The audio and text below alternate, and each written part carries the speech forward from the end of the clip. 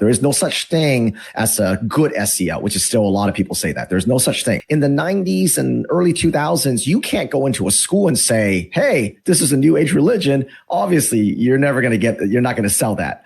It fooled parents because the majority of parents work at some sort of corporation, some sort of company, maybe a small company, maybe a big company, but they work in some company, right? Yeah. And in the corporate world, those kind of really soft skills is what they call them, works for two reasons. Number one, it's a closed environment. Yeah. You have a team. Yeah, right. And the team has a collective goal, right, which is to make the company money. Yeah. So that works. If you're playing for the New England Patriots, that works because it's a closed environment. It's a team of 40, 50 guys, and their goal is to win the Super Bowl, right? Right. It doesn't work when you bring it outside to education because what's the goal? Your family's goal and my family's goal are two different things. Everybody's goal is different, but they do have a goal. Their goal is communism. And so SEL, when they came in, they could not be honest as to what they were doing. So they had to sell it as mental health and therapy. Yeah. Every parent, when they heard it, it was sold as, don't you want your kids to be prepared to be career ready? And every parent, when they hear that, thinks about their a-hole coworker.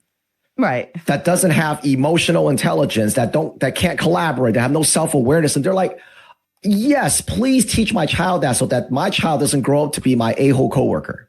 Right. And that's why, that's exactly how they sold it.